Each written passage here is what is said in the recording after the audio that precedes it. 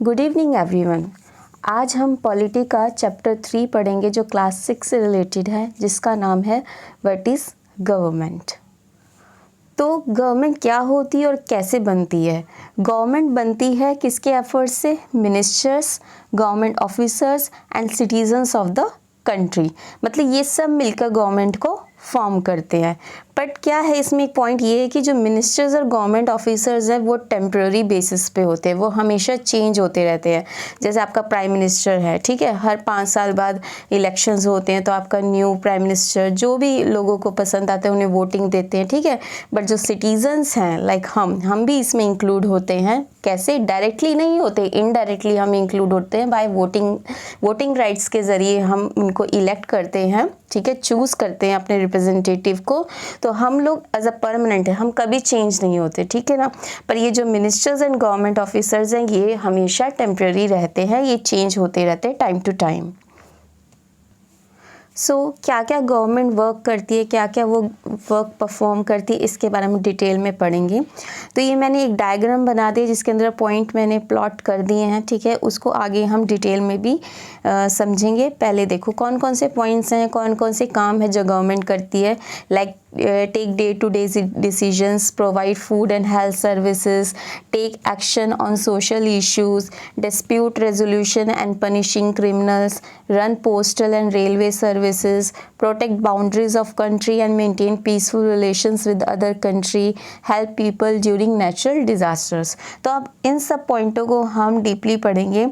पहला था day to day decisions लेना। कौन कौन से डे टू डे डिसीजंस हमारी गवर्नमेंट लेती है? Like construction of roads, regulate price of goods, मतलब रोड को कंस्ट्रक्ट करना। आपने देखा होगा हाईवेज वगैरह सब गवर्नमेंट ही बनवाती है। कोई मतलब एक प्राइवेट कॉन्ट्रैक्टर को मतलब वो कर मतलब कि उनको आपको कंस्ट्रक्शन का वर्क देकर उनसे मतलब कंस्ट्रक्ट करवाती हैं, ठीक है। तो ये गवर्नमेंट का काम है कि हाईवेज बनवाना, रोड्स बनवाना। आपने देखा होगा कि जब इलेक्शंस पास होते हैं तो क्या करते हैं, मतलब जो टूटी फूटी रोड्स है फिर गवर्नमेंट क्या करे, उनको रिपेयर करना स्टार्ट करती है, ठीक है ना। फिर उसके बाद है रेगुलेट प्राइजेस ऑफ गुड्स, ठीक है, प्राइजेस ऑफ गुड्स को रेगुलेट करना, ठीक है ना। एंड जो भी गुड्स का प्राइस होता है, जो भी हमारे मार्केट में गुड्स हैं उन सब का प्राइस हमारी गवर्नमेंट ही मतलब कि फिक्स करती है। देन सप्लाई इलेक्ट्रिसिटी, मतलब कितने यूनिट्स के, एक यूनिट कितने रुपीज़ का होगा और कितनी किस एरिया में कितनी मतलब कि कितनी इलेक्ट्रिसिटी भेजनी, ये सब वर्क, ये सब कंट्रोल और ये सब वर्क कौन करता है? हमारी गवर्नमेंट ही करती है। सेकंड पॉइंट है take action on social issues. अब गवर्नमेंट हमारे सोशल इश्यूज़ पे भी एक्शन लेती है। किस तरीके से हेल्प लेती है? प्रोग्राम्स टू हेल्प पुअर, मतलब वेरियस प्रोग्राम्स बनाए जाते हैं, ठीक है ना। और चाइल्ड मैरिजेस पे भी करती है। अब स्कीम्स, उन्होंने प्रोग्राम्स जो पुअर को हेल्प करने के लिए कौन कौन से स्कीम्स और कौन कौन से प्रोग्राम्स बनाए हैं, जैसे कि national old age pension scheme है। इसमें मतलब जो हमारे एजेस पर्सनस होते हैं, जो सिटीजन्स होते हैं, उनको पेंशन देना मंथली, जो भी गवर्नमेंट फिक्स करती है उसके अकॉर्डिंग, ठीक है। देन प्रधानमंत्री ग्रामीण आवास योजना, ठीक है ना। और चाइल्ड मैरिज के लिए एक एक्ट बनाया है हमारी गवर्नमेंट जो है the provision of child marriage act 2006। इसमें 18 साल से कम लड़कियों की मतलब जो मैरिज कर देते हैं उसको प्रोहिबिट कर दिया गया है कि मतलब 18 साल से कम उम्र के बच्चों की शादी मतलब कि उसको क्या इलीगल माना गया है, ठीक है। फिर थर्ड पॉइंट है provide food and health services, ठीक है। तो फूड डिस्ट्रीब्यूशन के लिए गवर्नमेंट ने पब्लिक डिस्ट्रीब्यूशन सिस्टम को लॉन्च किया। जैसे आपने डिपो वगैरह देखे होंगे, वहाँ पे मतलब कि बहुत ही रेयर प्राइस पे, बहुत ही कम प्राइस पे लोगों को मतलब क्या मिल जाता है, मतलब आपको राशन मिल जाता है। पर उनके लिए BPL कार्ड, कुछ ऐसे कार्ड्स होते हैं वो मतलब कि बनवाने पड़ते हैं, ठीक है ना। तो ये एक स्कीम उन्होंने निकाली है फूड डिस्ट्रीब्यूशन के लिए, ठीक है। फिर उसके बाद हेल्थ सर्विसेज के लिए भी गवर्नमेंट लॉन्च किया आयुष्मान भारत योजना, ठीक है ना। ये यूनिवर्सल हेल्थ इंश्योरेंस स्कीम है, ठीक है, यूनिवर्सली लॉन्च की गई है। Then protect boundaries of our country and maintain peaceful relations with other country. अब किस तरीके से गवर्नमेंट हमारी बाउंड्रीज को, हमारे जो बॉर्डर एरियाज हैं उनको प्रोटेक्ट करती है और दूसरे कंट्रीज़ के साथ कैसे रिलेशनशिप को पीसफुली बना के रखती है, कैसे मेंटेन करके रखती है। तो प्रोटेक्ट फ्रॉम टेररिस्ट से प्रोटेक्ट करने के लिए गवर्नमेंट मतलब कि सोल्जर्स तैनात होते हैं हमारे बॉर्डर्स पे जो हमें प्रोटेक्ट करते हैं। अगर कोई दूसरी कंट्री का जैसे हमारे पर अटैक करता है तो उनसे हमें प्रोटेक्ट करते हैं, ठीक है। है। मेंटेन पीसफुल रिलेशंस के लिए, मतलब पीसफुल रिलेशंस को मेंटेन करने के लिए वेरियस ट्रीटी साइन होती रहती हैं टाइम टू टाइम कंट्रीज़ के बीच में, ठीक है। अब जैसे नेचुरल डिज़ास्टर्स आ जाते हैं, उसमें भी गवर्नमेंट हेल्प करती है पीपल्स को। When there is natural disaster, जब नेचुरल डिज़ास्टर आता है, it is the government that mainly organise aid and assistance, मतलब कि उन्हें हेल्थ सर्विसेज, उन्हें मेडिकल केयर्स, ठीक है, उनको हेल्प प्रोवाइड करना ये गवर्नमेंट ही करती है। जैसे एक आई थी, सुनामी आई थी 2004 में, जिसमें जो इंदिरा पॉइंट था अंडमान निकोबार आइलैंड में, वो सबमर्ज हो गया था इंडियन ओशन से। ये पहला प्लेस था जो सुनामी में ड्रोन हो गया था, मतलब डूब चुका था, ठीक है ना।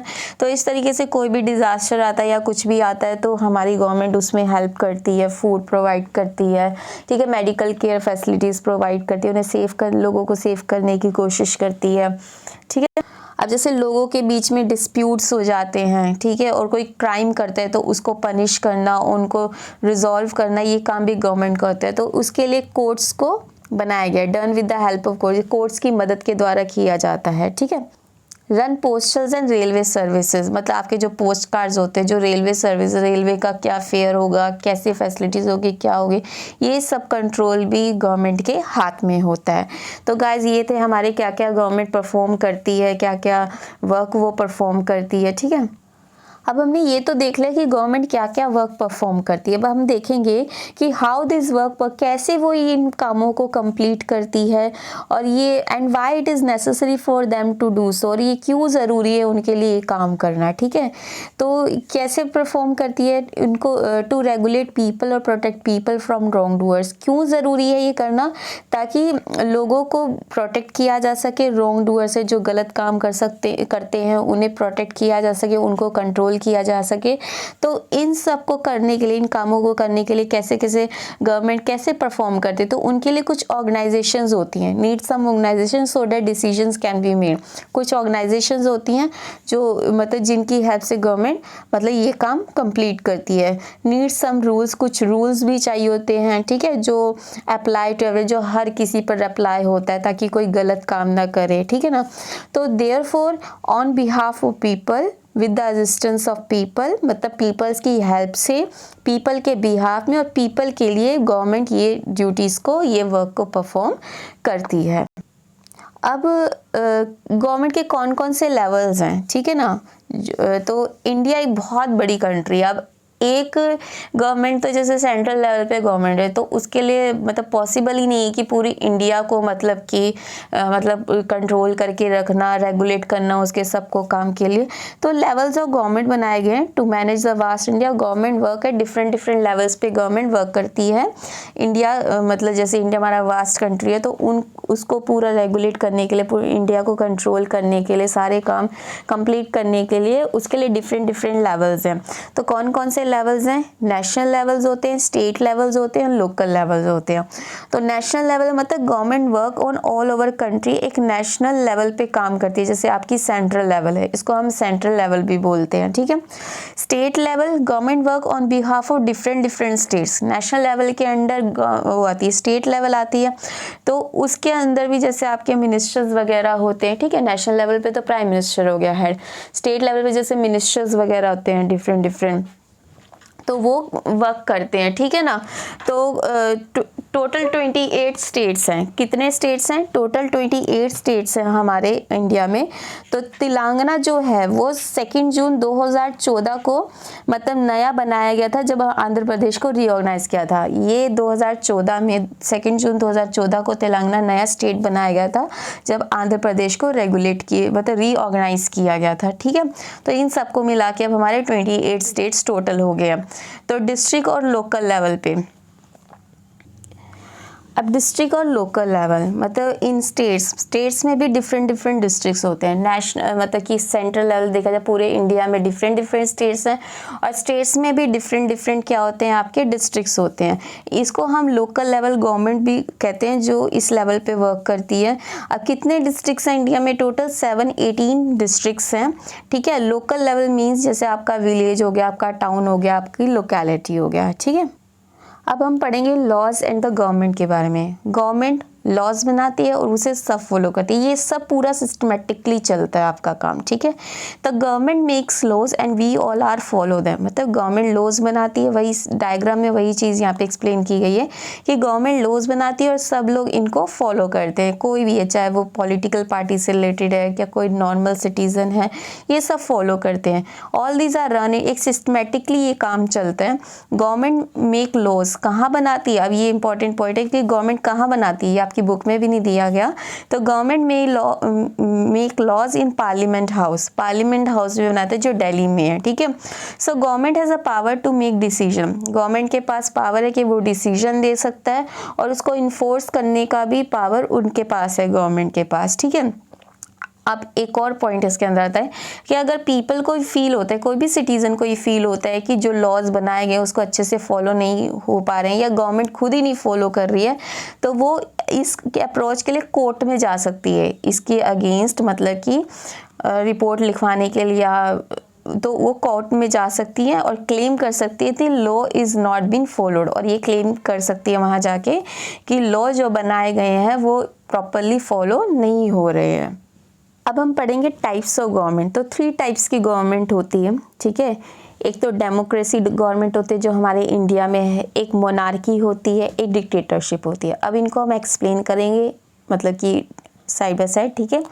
तो and who gives the power to make decision enforce the laws, answer is depend upon the type of government there is. अब ये टाइप्स ऑफ गवर्नमेंट तो है, पर इनको कौन पावर देता है ये सब डिसीजन लेने का, इन्फोर्स करने का लॉज को, ये डिपेंड करता है आपकी गवर्नमेंट कैसी है, ठीक है ना। तो अब इसको हम डीपली समझते हैं। तो पहला है democracy. It is the people who give the government this power. Democracy में क्या होता है, पीपल पावर देती है गवर्नमेंट को। अब कैसे देती है, पीपल इलेक्शन में वोट करते हैं, इलेक्शंस होते हैं हर 5 साल बाद, ठीक है ना। तो उसमें क्या करती है, पीपल क्या करते हैं, इलेक्शन के थ्रू वोट्स देते हैं, जो जो उनको रिप्रेजेंटेटिव पसंद होता है उसके लिए फेवर में वो वोट्स दे देते हैं। तो जब जो रिप्रेजेंटेटिव जीत के आता है वोटिंग के ज़रिए, तो वो क्या होता है, इलेक्टेड गवर्नमेंट कहलाती है, ठीक है। तो elected person from the government, he और शी मेक लॉज, फिर वो लॉज बनाता है on the behalf of people के बिहाफ पे, फिर वो रिप्रेजेंटेटिव लॉ बनाता है। तो in a democracy the government has to explain. अब डेमोक्रेसी में क्या होता है, गवर्नमेंट को सारे एक्शंस जो लेता है, ठीक है, उनको डिफेंड करने का सारा मतलब ये जो सब काम करते हैं, पीपल को क्या करना पड़ता है, एक्सप्लेन करना पड़ता है उन्हें, ठीक है ना, डेमोक्रेसी में। अब हम पढ़ते हैं मोनार्की के बारे में। मोनार्की मतलब किंग और क्वीन, जैसे हमारे पिछले ज़माने में किंग्स और क्वीन होते थे, तो वो मोनार्की रूल कहा जाता था। तो monarchy has the power to make decision run the government, ठीक है। तो मोनार्की के पास पावर होती है कि वो डिसीजन ले, गवर्नमेंट रन करे। पर डेमोक्रेसी में तो ये था कि पीपल को जवाब देना पड़ता था, पर मोनार्की में ऐसा नहीं होता। Kings and queens do not have to explain their actions और defend the decision they take. तो ये जो मोनार्की रूल है, डेमोक्रेसी तो आपके इंडिया में हो गया, जो मोनार्की रूल है वो कहाँ कहाँ है, बेल्जियम में, भूटान में, जापान में हो गया, ठीक है, मलेशिया में हो गया, यहाँ सब जगह क्या है, मोनार्की गवर्नमेंट है। अब लास्ट है डिक्टेटरशिप के बारे में पढ़ते हैं। तो dictatorship form of government in which one person और a small group possess absolute power without effective constitutional limit। बिना कॉन्स्टिट्यूशन लिमिटेशन के एक पर्सन और ग्रुप ऑफ पर्सन्स, मतलब उनके पास सारी पावर होती है। अब आप लोगों को लग रहा होगा कि मोनार्की और जो ये डिक्टेटरशिप है दोनों सेम टू सेम है, पर ऐसा नहीं है। मैं आगे बताऊंगी इन दोनों के बीच में क्या डिफरेंस है। तो लाइक एडॉल्फ हिटलर, जैसे अगर डिक्टेटरशिप का आपको एग्जांपल लेना, जैसे जर्मनी में एडॉल्फ हिटलर थे, इसकी एक हिस्ट्री भी है। वो जब हिस्ट्री के चैप्टर्स हम करेंगे तब उसमें हम इंक्लूड मतलब पढ़ेंगे इस बारे में। तो ये जो डिक्टेटरशिप रूल है वो कहाँ कहाँ है, चाइना में, क्यूबा में, नॉर्थ कोरिया में, वियतनाम में, यहाँ पे डिक्टेटरशिप गवर्नमेंट है। तो एक तो नॉर्थ कोरिया में डिक्टेटरशिप भी है, पर North Korea sometime also classify, कई बार उसे क्लासिफाइड किया जाता है नॉर्थ कोरिया का एज अ पर्सनलिस्ट डिक्टेटरशिप, ठीक है। अब difference between dictatorship and monarchy में क्या क्या डिफरेंस है, ठीक है। तो dictatorship is an office that has been gotten through force के थ्रू, जिसे मतलब लिया गया है, फोर्सली किसी से लिया गया है। और जो मोनार्की और क्राउन है इज अ राइन, मतलब कि राइन होता है एक आपका मतलब कि राइन मतलब जैसे राजा रानी करते थे ना पिछले ज़माने में, मतलब कि वो that is that is pass from one generation to another, जो कि एक जनरेशन से दूसरे जनरेशन में पास होती जाती है, ठीक है ना। तो ये होता है आपका मोनार्की और डिक्टेटरशिप में डिफरेंसेस। तो इस termed as a government rule by one person और कमांडर, इसमें क्या होता है, एक पर्सन और एक ही कमांडर मतलब यहाँ पे रूल करता है। Is the rule of king और क्वीन और एन एम्परर, इसमें तो कमांडर्स होते हैं, ठीक है, पर इसमें किंग और क्वींस इंक्लूड हो जाते हैं, ठीक है।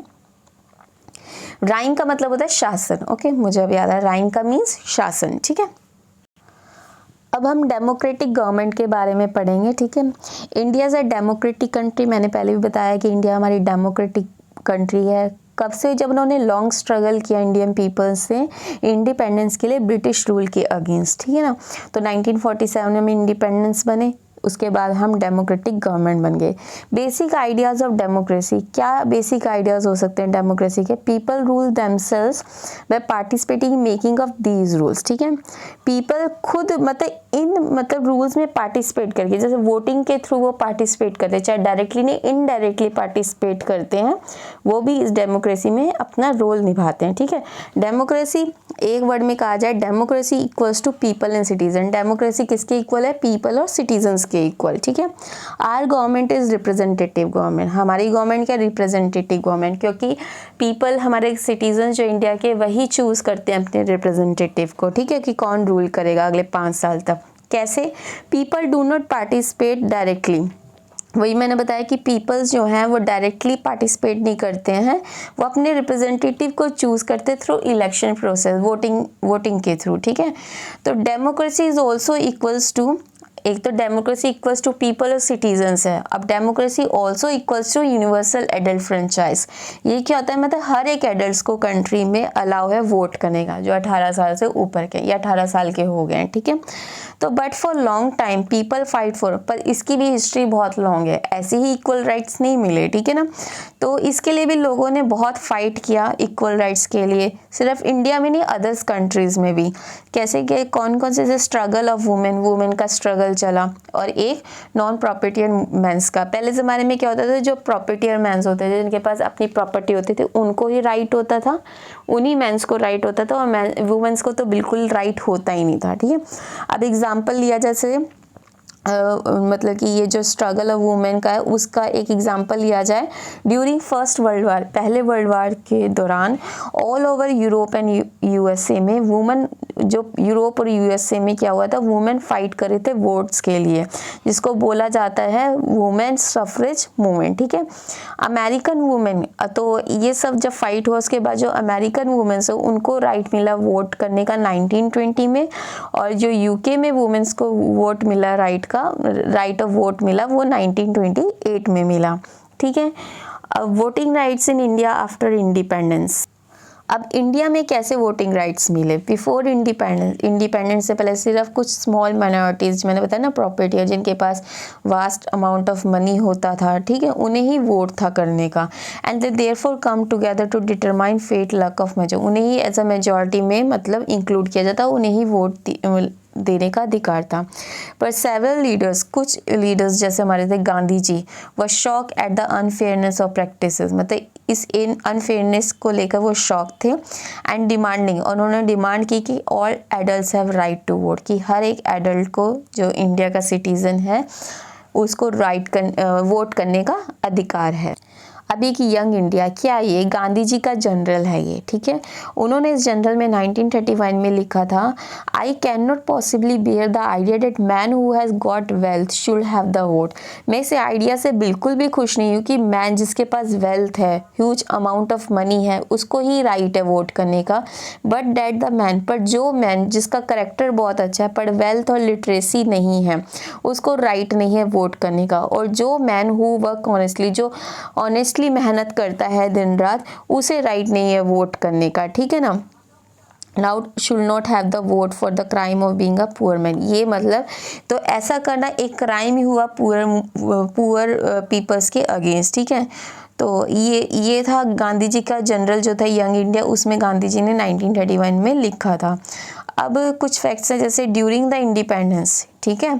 इंडिपेंडेंस के दौरान तो जो वोटिंग राइट की एज फिक्स की गई थी वो 21 की गई थी, पर जब 61 amendment of constitution of India में, but the 61 amendment of the constitution of India officially known है, जिसको हम officially the constitution 61st amendment act 1988 बोलते हैं। इसमें क्या किया गया, जो एज है वोटिंग राइट्स को उसको कम कर दिया गया, चाहे वो लोकसभा के इलेक्शंस हो चाहे लेजिस्लेटिव असेंबलीज के इलेक्शंस हो, तो 21 से 18 एज कर दी गई। ये हमारा लेक्चर यहीं ख़त्म होता है, ठीक है, चैप्टर 3। ठीक है, अगर आपको मेरा ये लेक्चर पसंद आया तो प्लीज़ लाइक शेयर सब्सक्राइब ज़रूर कीजिएगा।